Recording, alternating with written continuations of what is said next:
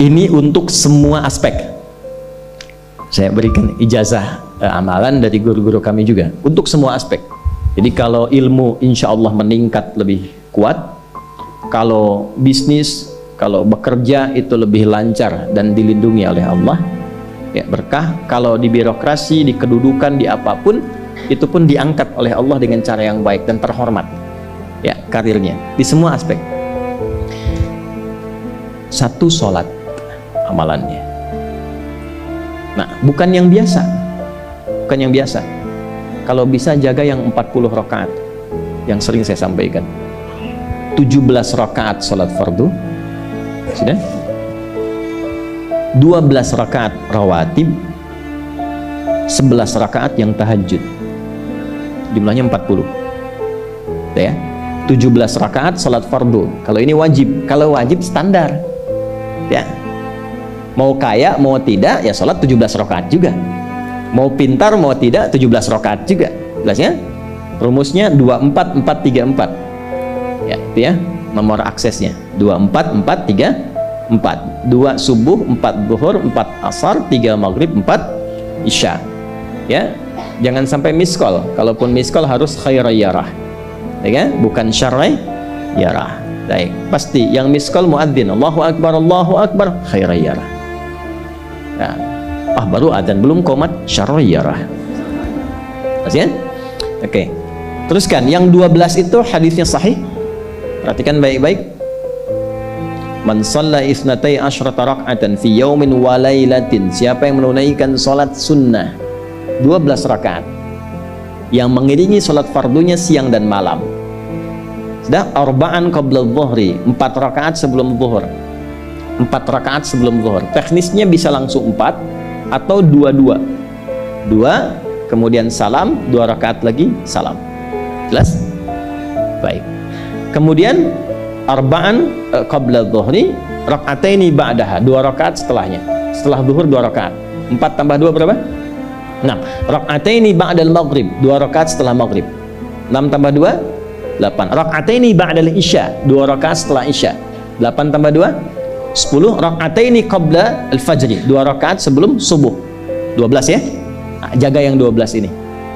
Jaga yang 12. Kalau sebelum zuhur tidak memungkinkan 4, misal sebelum zuhur. Karena kasusnya bisa berbeda. Ada Ibnu Umar, Abdullah bin Umar radhiyallahu taala anhuma menemukan kasus berbeda, seperti Anda di kantoran waktu singkat saat Ramadan, kan? Dapatnya cuma mungkin 2. Maka ada hadis dari Nabi sallallahu alaihi wasallam, riwayatnya Ibnu Umar. Qala au kama qala hafidtu an Rasulillah sallallahu alaihi wasallam 10 rakaat. Saya hafal dari Nabi 10 rakaat.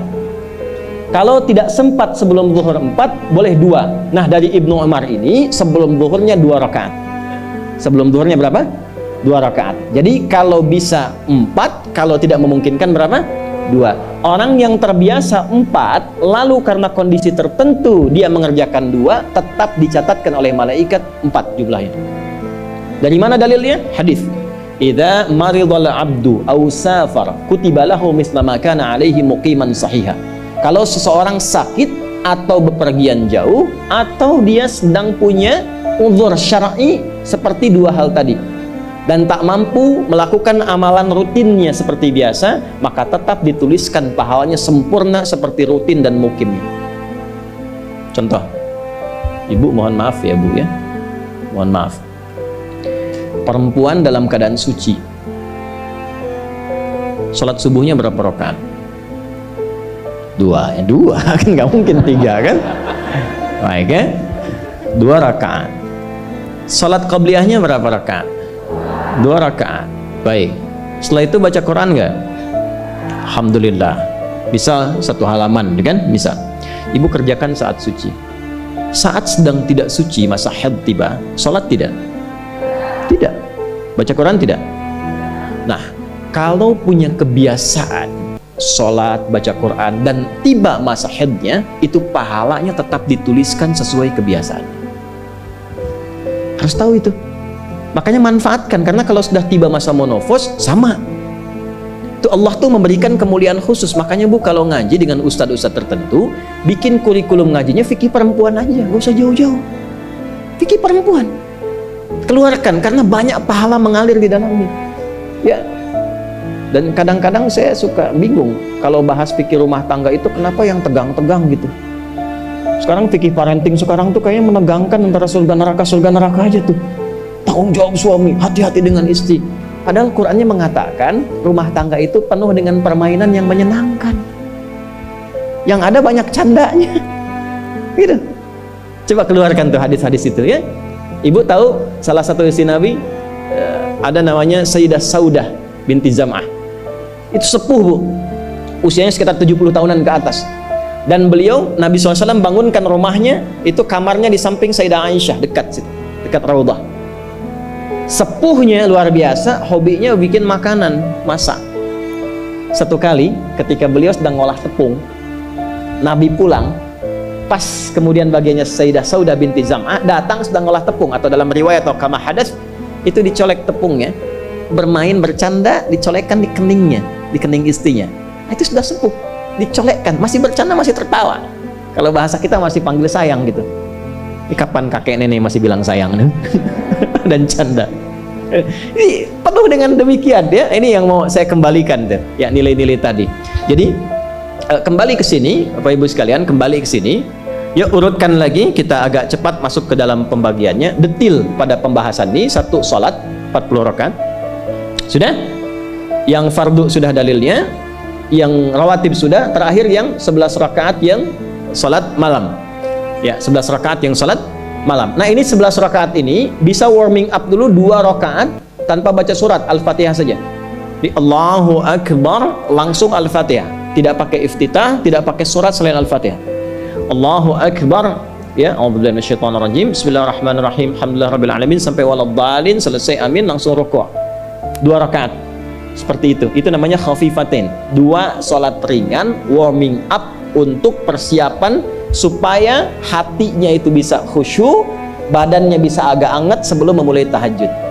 Barulah kemudian tunaikan 2 rakaat setelah itu, 2 rakaat setelah itu, 2 rakaat setelah itu, ujungnya tutup dengan 1. Ya, itu riwayatnya ada di dalam riwayat Abu Daud, nomor hadis 1367 dari Ibnu Abbas radhiyallahu taala anhuma. Ya, juga disampaikan dalam riwayat Ibnu Umar radhiyallahu taala anhuma ketika beliau mengatakan dari Nabi sallallahu alaihi wasallam, "Salatul laili mathna mathna, fa idza khasya ahadakumul fajra falyutir rak'atan wahidah."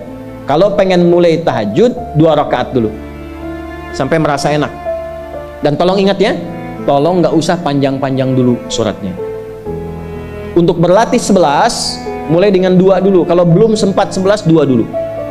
2 rakaat aja, tolong mohon jangan paksa tambah 2 rakaat. Itu pun bangunnya jangan terlalu malam, jangan terlalu awal malam. Subuh jam berapa sekarang?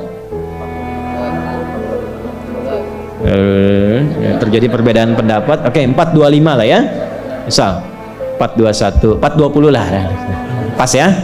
Misal kita ambil tengah-tengah 4.20, sudah bangun 4 kurang seperempat, jam 4 kurang seperempat. Karena hadisnya mengatakan ada persiapan sebelum wudhu, ya.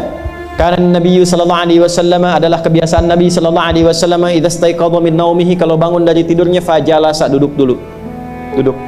Wa masaha biyadihi min athari naumi, kemudian menghapus bekas ngantuknya, ya, menghapus jejak ngantuk dengan bagian tangan yang bersih.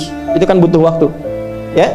4.15 bangun, duduk dulu, atur alarm, ya, alarm mungkin ya 3.15, 3.30, ya, kemudian jam 4 terakhir. Alarm pertama untuk mematikan alarm kedua siap-siap alarm ketiga sadar. Ya, kan begitu kan? Ya.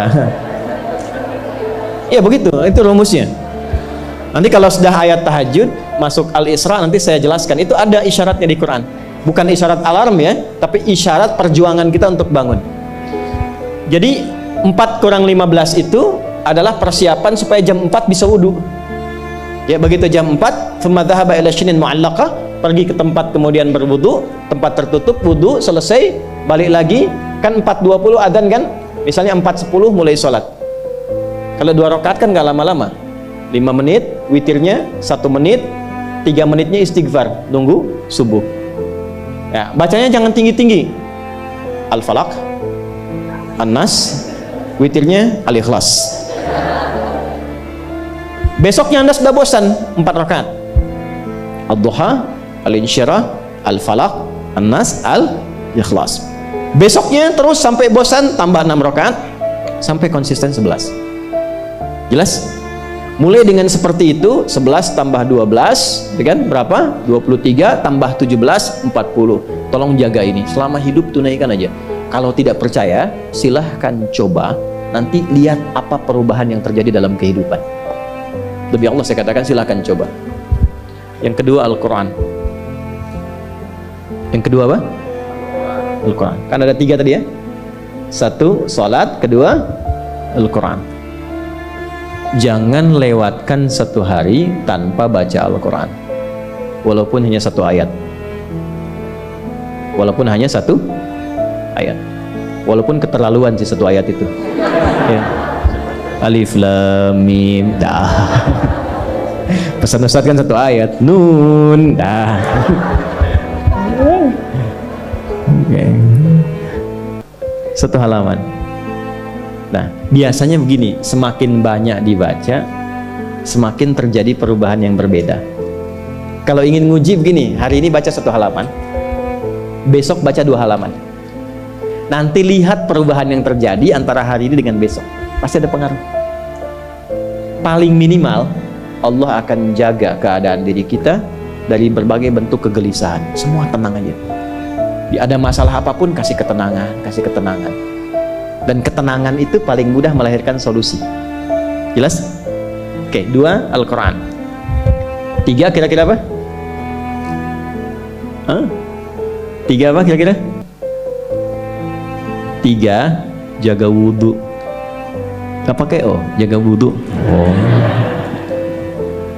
1 salat, 2 Al-Quran, 3 apa? Jaga wudhu.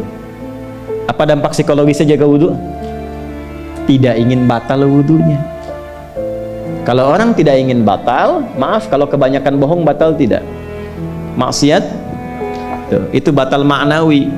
Makanya orang punya wudhu itu pasti kalau dia selalu jaga wudhunya akan terjaga dalam kebaikan. Karena fungsi wudhu salah satunya mencegah maksiat. Itulah sebabnya setelah wudhu kita doa taubat. Coba selesai wudhu kok taubat. Asyhadu an la ilaha illallah wa asyhadu anna Muhammadan Rasulullah. Kemudian Allahumma ja'alni minat tawwabin. Ya Allah, jadikan aku orang yang selalu tobat, bebas dari maksiat. Itulah rahasia wudhu. Salah satunya menjaga seseorang dari perbuatan maksiat.